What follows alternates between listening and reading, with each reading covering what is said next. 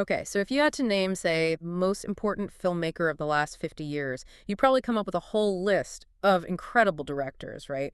The great auteurs with these, singular artistic visions. For sure. But if you change the question a little bit, who is the wealthiest celebrity who also happens to be a director and the highest grossing film director of all time? Well, that list gets very short. It becomes a list of one, really. It really does. Steven Allen Spielberg. I mean, his legacy is just, it's unprecedented. You have this commercial dominance on one hand and this real artistic reverence on the other. As of December 2024, his net worth is estimated at, get this, $5.3 billion.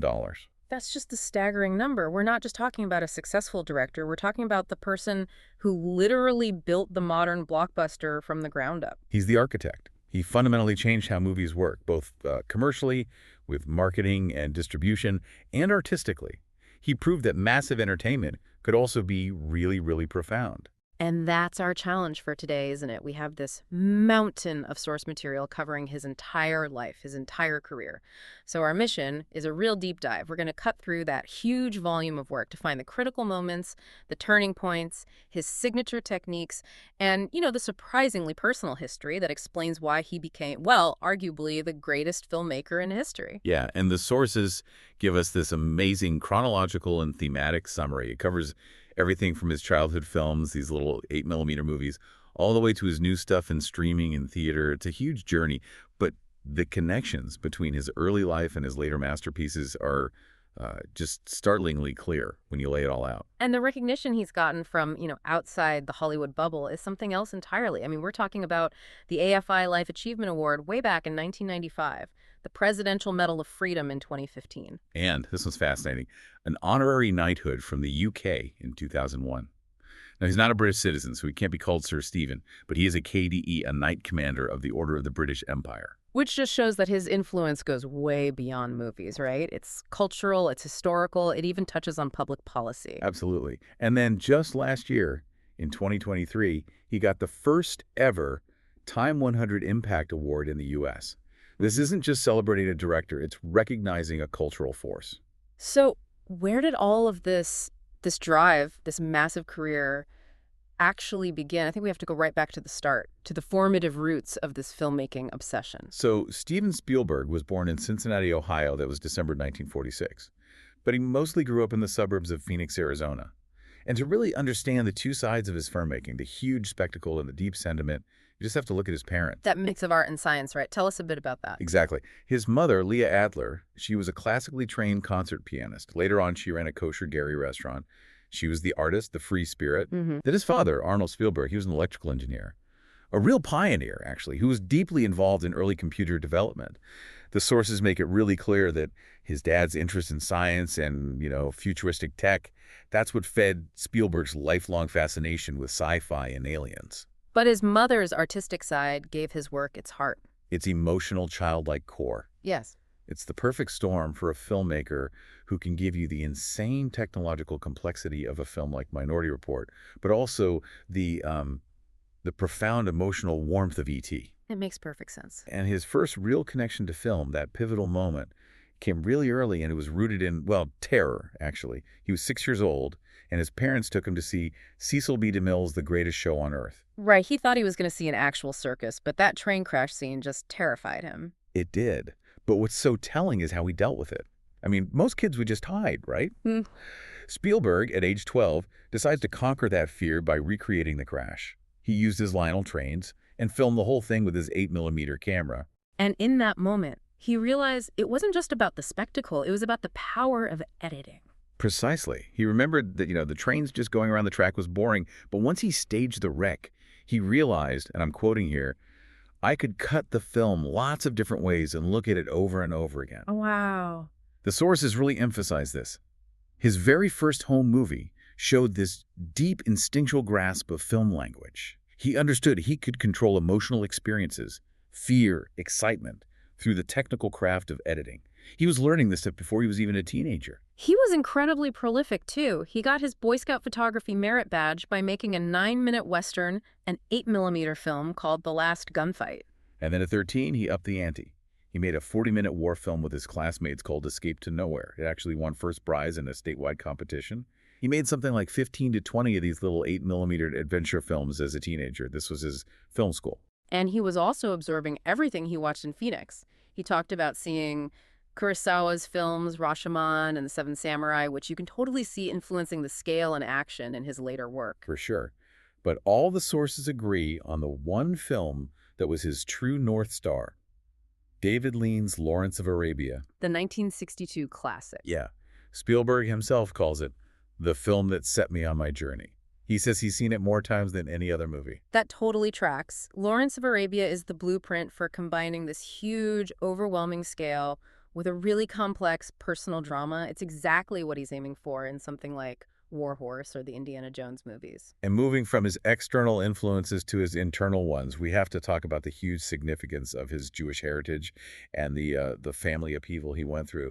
His paternal grandparents were Ukrainian Jews, so that history was always very present. He tells that story about his grandmother teaching English to Holocaust survivors in Cincinnati and how one man taught him how to do math. Yes, that story it's haunting. The man used the tattooed number on his forearm to teach him. He'd flex his arm, showing a 9, then turn his arm over to show a 6, and he'd say, "It's magic. It becomes a 6. And now it's a 9, and now it's a 6. It's just such a moment of profound, painful irony, using a symbol of industrialized murder as a teaching tool for a child. And Spielberg says the irony of all that and the gift of that lesson never really dawned on me until I was much older. His father had lost between 16 and 20 relatives in the Holocaust. It was this constant presence. But as a kid, he felt conflicted. He admitted he was embarrassed by the outward perception of my parents' Jewish practices. And he was bullied for it. He talks about getting 2 bloody noses in high school for being Jewish. Which later informs that deep, deep need, that 10-year waiting period, before he finally felt he was mature enough to make Schindler's List. So you have this huge historical weight on one side, and then on the other, this immediate family pain that really fueled his imagination. His parents divorced when he was 15 or 16. The sources all point to this as maybe the single biggest catalyst for his signature themes. That pain was, as he put it, purged through imagination. He felt abandoned specifically by the father figure. Exactly. He felt he needed a special friend, an emotional anchor to replace what he'd lost. And he said very explicitly that an extraterrestrial character would be the perfect springboard to purge the pain of your parents splitting up. So that's it. That's the core psychological origin of E.T. It is. The deepest personal pain he had translated directly into one of the most beloved movies ever made.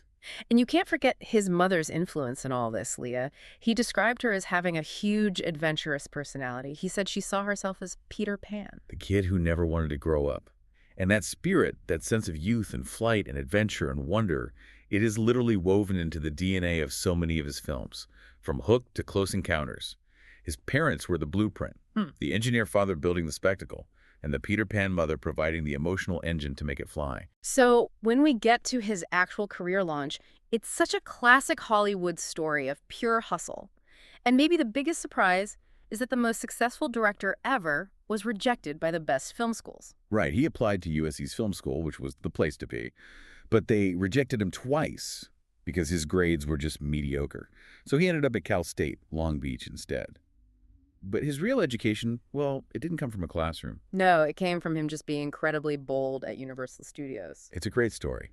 He takes a tour bus, has a random conversation that gets him a 3-day pass, and then he just has the nerve to walk back in on the 4th day.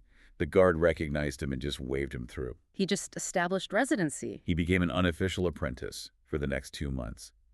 It just says so much about his drive. He found a fake office, learned by watching, and just refused to leave. And that hustle is what paid off.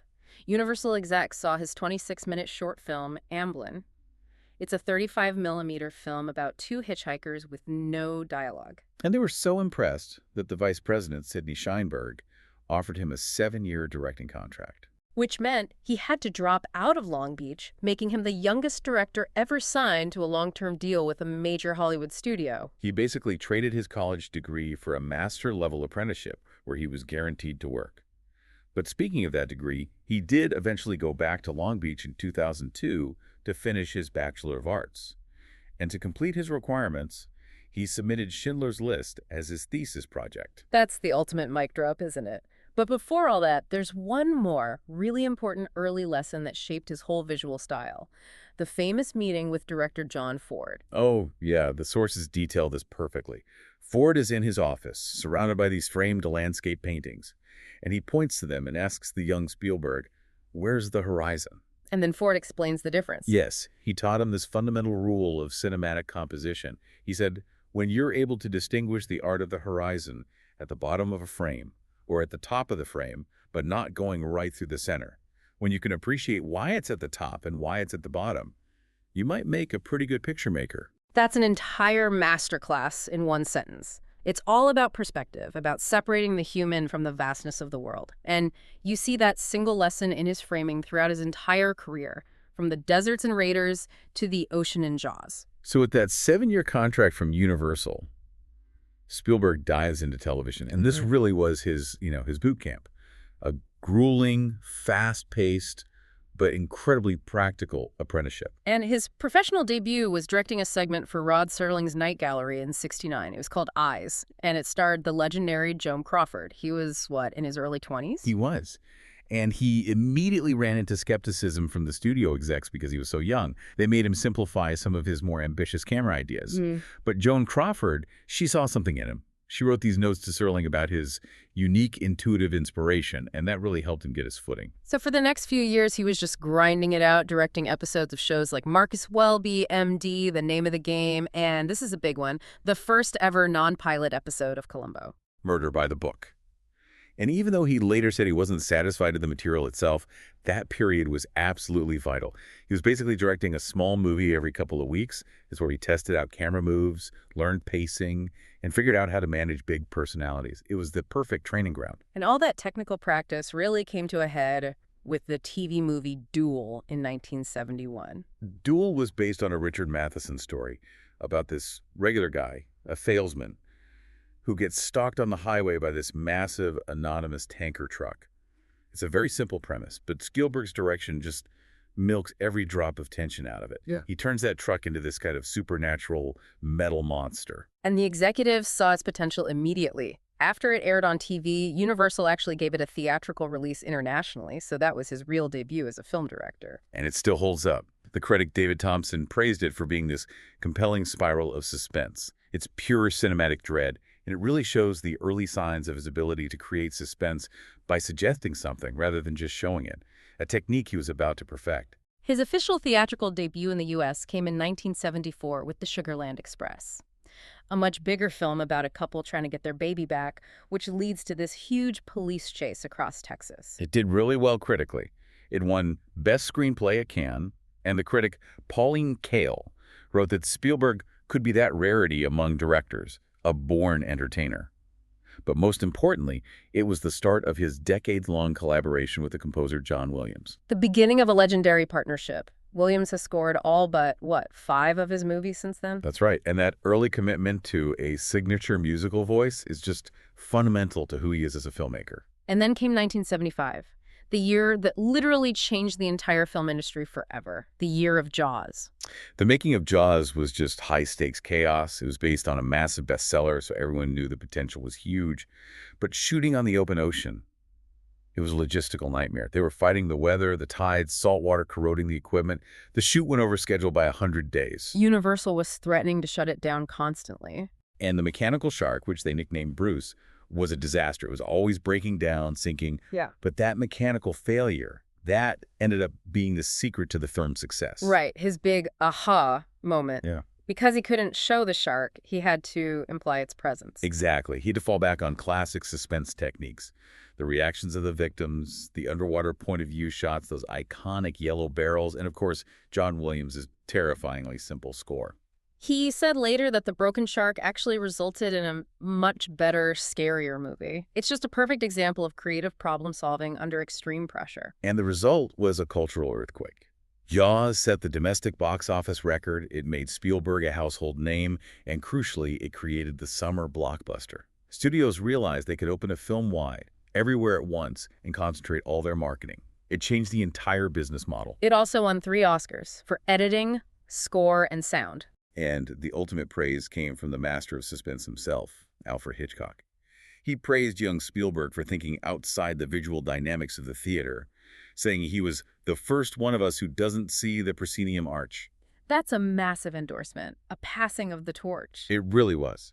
So after that, he turned down the sequel to Jaws and instead poured himself into a real passion project, Close Encounters of the Third Kind, in '77. The ultimate expression of his lifelong fascination with aliens, which came from his dad and his own feelings of being an outsider as a kid. It was one of the very few films he both wrote and directed.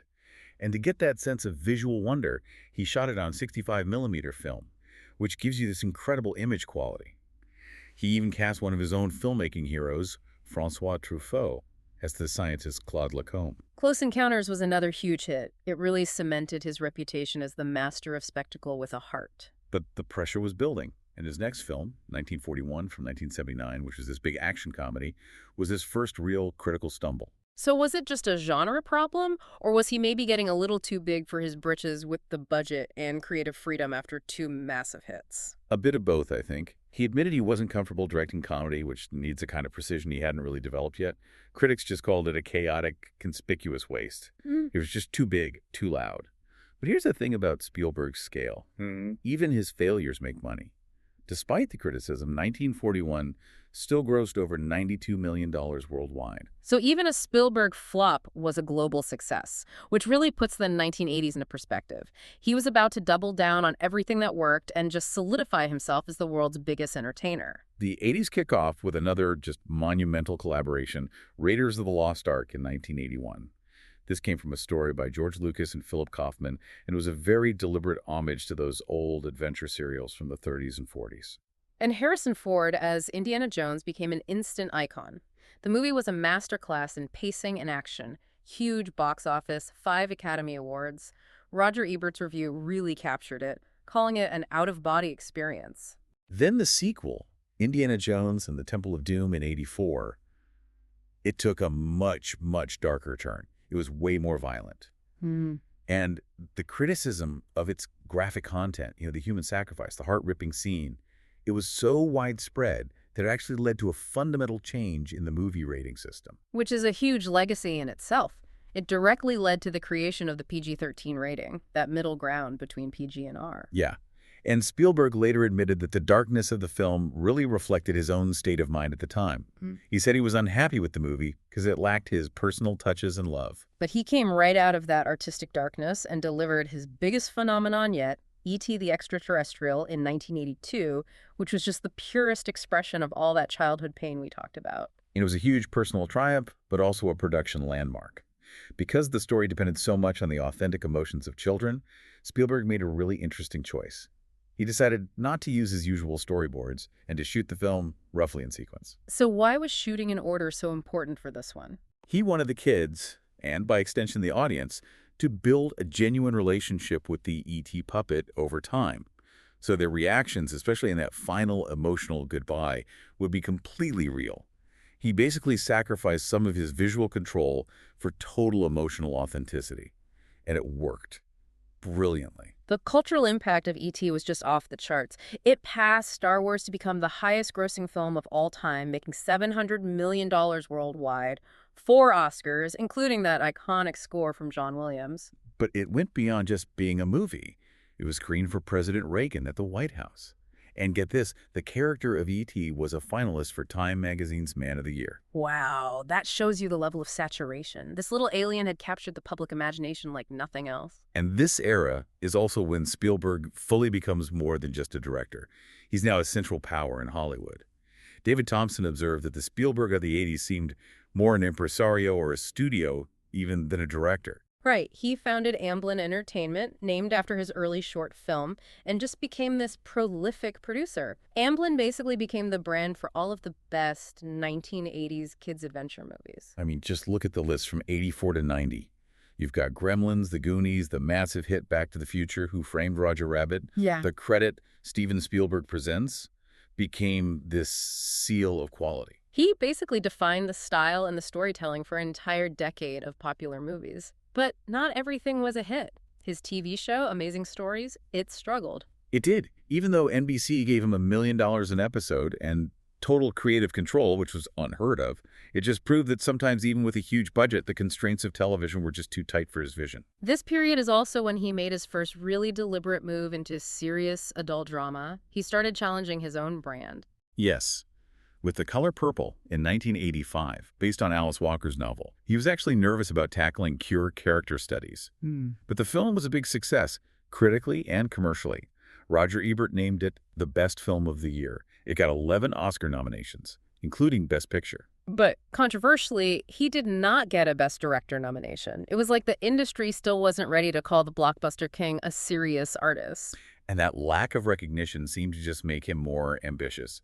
2 years later, he directed Empire of the Sun, based on J.G. Ballard's novel about a young English boy in a Japanese internment camp during World War II. And that was a logistical breakthrough, right? The first American film shot in Shanghai since the 1930s. It was.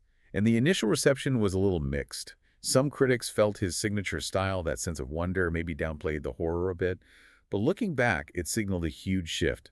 Andrew Serres called it the best film of the year, and David Thompson later called it the first clear sign that Spielberg the showman was an artist too. Then in '89, he went back to what he knew worked with Indiana Jones and the Last Crusade. This was a very conscious return to family-friendly adventure after the darkness of Temple of Doom. And the genius move was casting Sean Connery as Indy's dad. That created this perfect buddy dynamic that really humanized the character. It was a massive hit, his biggest in CT. He also directed a personal project, Always, a remake of an old film he loved as a kid, but it didn't really connect with audiences or critics. And then to round out the era, there was Hook in 1991, with Robin Williams as a grown-up Peter Pan. It made over $300 million, but the critics were really divided. They called it maudlin and too industrially organized, and the production was famously difficult. So this brings us to a point where he's basically mastered every genre, he's navigated flops and massive hits, and he has enough power and money to make the biggest artistic gamble of his entire career. He was ready for the definitive pivot. If you're looking for the single most important year in Steven Spielberg's entire career, you have to spend some real time on 1993. This is the year he hits his commercial and his artistic peaks at the exact same time. It just completely transformed his legacy. Okay, so on one side you have the commercial apex, Jurassic Park. The perfect storm of a great story, incredible technology, and pure spectacle. It was based on Michael Crichton's novel, and Spielberg relied heavily on ILM's brand new CGI, especially for those full-body dinosaur shots. He planned everything meticulously, and the technology was so seamless it just instantly set a new bar for what visual effects could do. And the result was it was mind-boggling. Jurassic Park became the highest-grossing film of all time when it was released. Then on the other side, you have the artistic apex, Schindler's List. This is the film he was always destined to make, but he put it off for a decade because he kept saying he didn't feel mature enough to handle a subject as serious as the Holocaust. So what changed? What finally made him do it in 1993? It was the birth of his son, Max. He said that's what ignited a Jewish spirit in him. It made him finally embrace his heritage and realize he had a moral duty to tell this story. And the logistics of that year are insane. He's in Poland, filming this raw black and white handheld drama, while at night he's editing the CGI-heavy commercial blockbuster Jurassic Park over satellite links. Can you imagine the psychological whiplash, going from CGI dinosaurs during the day to the stark black and white horrors of the Holocaust at night? He said the only way it was bearable was because he had his family with him in Poland. The emotional toll must have been immense. And the impact was profound. The film was nominated for 12 Oscars. It won 7, including Best Picture, and at long last, Spielberg's first award for Best Director. But the legacy of Schindler's List goes way beyond the Oscars. Spielberg famously refused to take a salary. He used all of his profits from the film to start the Shoah Foundation, a nonprofit that archives video testimonies of Holocaust survivors and witnesses to other genocides. It was this incredible act of philanthropy, using his commercial power for historical preservation instead of personal gain. Roger Ebert's review really praised the film for its restraint. Yeah, Ebert made this powerful defense against people who criticized Spielberg for being too sentimental. He said that in Schindler's List, Spielberg acted like God in the universe, present everywhere and visible nowhere. He just depicted the evil without any melodrama. He just let the history speak for itself. So after this incredibly intense year, he takes a break in 1994, And then he comes back and co-founds DreamWorks with Jeffrey Katzenberg and David Geffen. Yeah, founding DreamWorks was a major power move. He wanted more creative control over production and distribution. They attracted huge investors, including Paul Allen and Bill Gates from Microsoft. And DreamWorks became a huge player, especially with its animation studio, which made Shrek the first movie to win the Oscar for Best Animated Feature. So he returns to directing with a couple of challenging historical dramas. First, Amistad in '97, about a slave ship mutiny. He was hesitant about it. He was worried it would be compared to Schindler's List, and it did underperform at the box office. Spielberg himself said it became too much of a history lesson. And then came the big one, the World War II epic, Saving Private Ryan in 1998. This movie didn't just win awards, it completely redefined the war genre. The realism was the key. Tom Hanks and the other actors went through this intense boot camp with a Marine, Dale Dye, to make sure their reactions were authentic. And that opening D-Day sequence, with its unflinching brutality, it just changed war films forever. It was a massive hit, made $481 million, and it got Spielberg his second Best Director Oscar. And the recognition was serious. He and Tom Hanks both got the Distinguished Public Service Medal from the Secretary of Defense, and they continued that partnership, producing the HBO miniseries Band of Brothers and later The Pacific. So as he moves into the 2000s, he keeps exploring these really complex themes. It starts with AI artificial intelligence in 2001.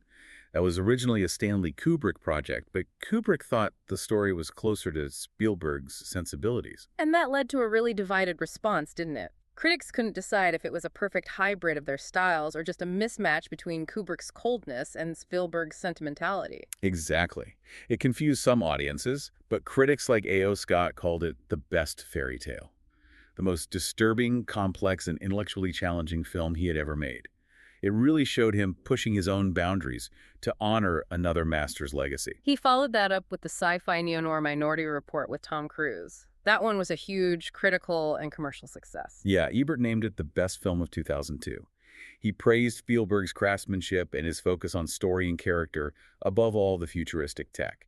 It proved he could handle these big philosophical questions like free will versus determinism and still deliver a thrilling movie. Then came Catch Me If You Can, also in 2002, another huge hit. Spielberg loved stories about sensational rogues, and this one fit right into his recurring theme of broken families, with the young con artist looking for a new father figure in the FBI agent who's chasing him.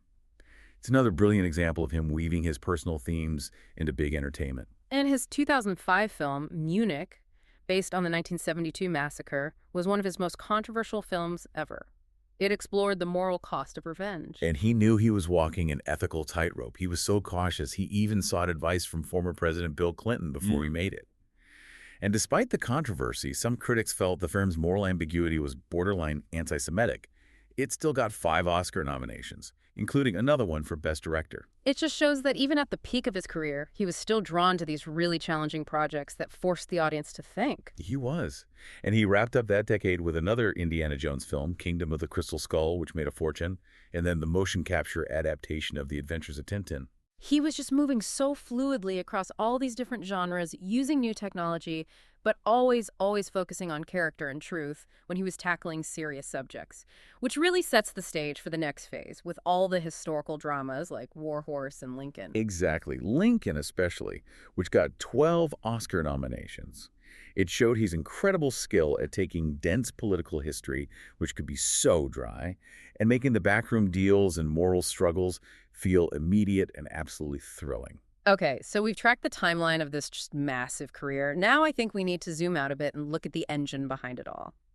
His self-taught philosophy, his signature techniques, and the incredible loyalty he has with his dream team of collaborators. Spielberg famously said, "I didn't go to film school, I was self-taught, but I had great teachers." And his list of teachers is basically a who's who of classic cinema. Lubitsch, Hitchcock, Kurosawa, Ford, Kubrick. The list goes on. It's an incredible syllabus. And he has that ritual, right? He tries to watch a John Ford film before he starts any new movie because, as he says, he inspires me. And we can't forget his obsession with Citizen Kane. He literally owns a piece of it. He bought one of the prop sleds from the movie. He called it a symbolic emblem of quality in the film business. It's like this physical reminder of the standard he's always trying to live up to. So how does he actually choose his projects? He's described his process as a litmus test. Yeah, a story has to speak to me, and that goes right back to what we were saying about purging his childhood pain. A story has to resonate with him on a deep level, often connecting to his family or his identity. But he also likes it when his collaborators challenge him to make sure he's willing to take a stand on something difficult. And when we talk about his signature methods, classic pre-1993 Spielberg has a very specific look. Those extreme high and low camera angles, the long takes, and his love of wide-angle lenses to create depth. That wide-angle lens is so important. It lets him keep both the foreground and the background in focus at the same time, so you can see the threat coming from a distance while the character in the foreground is reacting. It adds all these layers to the visual story. And he usually storyboards everything meticulously, especially for the big-scale movies. But the exceptions to that rule are really telling. They are. He didn't use storyboards for E.T. or The Color Purple, because for those films, he cared more about getting spontaneous, authentic, emotional performances than he did about rigid visual planning. And he learned a big lesson after the production nightmare on Jaws, which became a permanent rule for him. Oh yeah. Always save the special effects scenes for last to keep control of the budget, and never let the media onto his sets. That way he can manage expectations and prevent leaks. His camera style saw this huge shift, though, with the arrival of the cinematographer Jonas Kominsky in 1993. That partnership changed everything. Before Kominsky, his style was more classical smooth dollies and cranes like in Raiders or E.T. But starting with Schindler's List, they adopted this more handheld, high-contrast, realistic style for his dramas. Kominsky won Oscars for both Schindler's List and Saving Private Ryan. It was a very conscious shift in his aesthetic toward a more immediate, almost journalistic feel. So let's try to boil it down. What are the big recurring themes that you see again and again across his entire body of work? Okay, so first, it's the ordinary person in extraordinary circumstances. His heroes are usually regular people, cops, electricians, kids who are flawed but find a way to become heroes. And that's so satisfying for an audience because you can see yourself in them. Second, the parent-child relationship, almost always with a flawed or absent father figure, which is so personal it goes right back to his parents' divorce. You see it everywhere, from Close Encounters to E.T. to Indiana Jones. And third, especially in his family films, is this theme of wonder and faith, this childlike optimism, the belief that the goodness in humanity will prevail. And his fascination with aliens fits right in there, since he said he always felt like an alien as a kid. And to maintain that style and that emotional core, he relies on his dream team of collaborators. He is incredibly loyal. Michael Kahn has edited all of his films since 1977, with the single exception of E.T. That kind of trust in the editing room is essential to his style. He also works frequently with the writer David Koepp and the production designer Rick Carter. And then there are the actors. Tom Hanks, 5 films plus their TV work. Harrison Ford as Indiana Jones. Mark Rylance has been in 3 films and won an Oscar for Bridge of Spies. And the partnership with Jonas Kominsky is what gave us that huge visual shift toward realism. They're one of the most important director-cinematographer duos of the last 30 years. But the longest and maybe the most essential collaboration is with the composer John Williams. Their partnership started on the Sugarland Express and has been going strong for 50 years. I mean, Williams won 3 of his 5 Oscars for Spielberg films, Jaws, E.T., Schindler's List. The music is just completely inseparable from the emotional experience of a Spielberg movie. And that story about their collaboration on Schindler's List just says it all. Williams sees a rough cut of the film, and he tells Spielberg, "You need a better composer than I am for this film." And Spielberg's response is just perfect. He says, "I know, but they're all dead." It's this high praise disguised as a joke, but it shows the complete trust between them.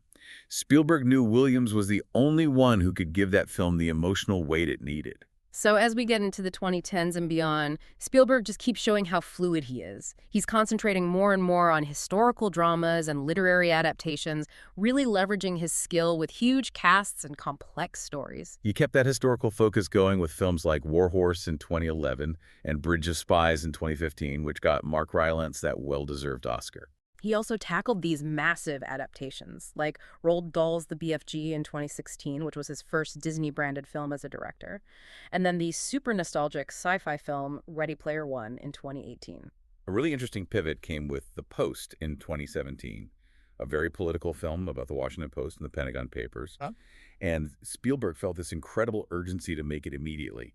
He said history is certainly repeating itself, which was a pretty clear commentary on the political climate at the time. And more recently, he seems to have entered this really personal, reflective phase. First with the musical West Side Story in 2021, it got 7 Oscar nominations, and Ariana DeBose won 1. But he later said it would be his last musical. And then, The Fabelmans in 2022, which is just the most revealing film of his whole career. It's a thinly veiled version of his own adolescence. And while it was critically acclaimed all over the world, it was a surprise box office flop. It proved that his personal story didn't have the same commercial pull as his genre work. But the critical response was definitive. In France, they called it the most important and singular film of his career. Critics said that Spielberg, at 76, had come to represent the idea of cinema as wonder. Which suggests that even when he's looking inward, his ability to create that cinematic wonder is still just unparalleled. And looking ahead, he's still incredibly busy. He stepped back from directing the last Indiana Jones film, Dial of Destiny, but he was still a hands-on producer on it. And he's producing Stanley Kubrick's unrealized epic, Napoleon, as an HBO miniseries, and he's developing a new film about the character Frank Bullitt with Bradley Cooper. His next confirmed directing project is called Disclosure Day. It's set for 2026, and it's reportedly about UFOs, starring Emily Blunt and Coleman Domingo. And we have to talk about his move into the streaming world. Amblin signed a huge deal with Netflix in 2021 to make multiple films a year for them. He's making sure his production company stays right at the center of the conversation. And his influence goes beyond film. Yeah. He's been a huge gamer since 1974. He's the creator of the Medal of Honor video game series. And he famously hates cutscenes in games. He prefers interactive storytelling that keeps the player engaged. He's even moved into theater recently. He made his Broadway producing debut in 2022, and he's co-producing a few more shows. He's just constantly expanding into new ways to tell stories. And finally, you can't separate his legacy from his personal life and his political and social action. After his divorce from Amy Irving, he married Kate Capshaw in 1991. And Capshaw's conversion to Judaism is something Spielberg credits with bringing him back to his own heritage. He said, "She has made me a better Jew than my own parents," which connects right back to that childhood embarrassment and the moral urgency he felt with Schindler's List. And in terms of social action, he has always used his power for his principles. He resigned from the Boy Scouts National Advisory Board back in 2001 because of their anti-homosexuality stance. And he resigned as an advisor to the 2008 Beijing Olympics to protest China's inaction in Darfur. He said his conscience will not allow me to continue business as usual. These are real, material actions from a billionaire standing up for his beliefs. And that philanthropic work continues. After the October 7th attacks in Israel in 2023, the Shoah Foundation immediately mobilized and gathered over 100 video testimonies from people who experienced the attacks, continuing its mission to preserve history in real time. So this brings us full circle back to his overall legacy. He is, without question, the most influential and commercially successful director of all time. Commercially, it's not even contest.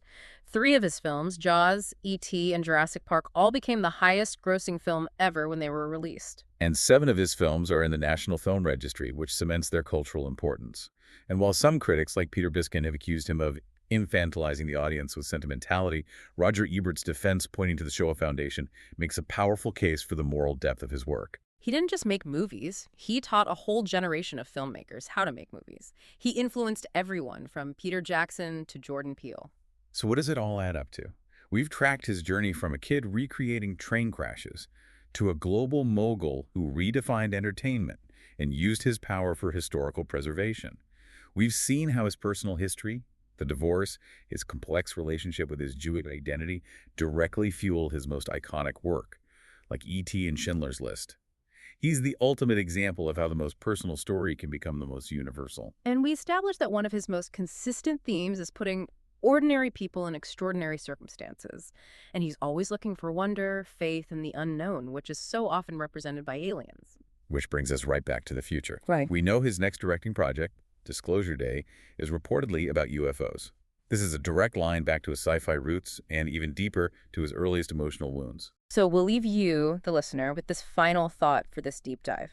Spielberg has had this lifelong fascination with the alien and the unknown, which was born from his own feelings of alienation as a kid and his desperate need for a special friend. So how much of his continuing obsession with the extraterrestrial, culminating in a film literally called Disclosure Day, is still driven by that original intimate pain? And is this upcoming UFO story the ultimate career-long expression of the special friend that lonely kid in Phoenix needed all those years ago? That's definitely something to think about the next time you hear those two ominous notes from John Williams' score. Thank you for diving deep with us.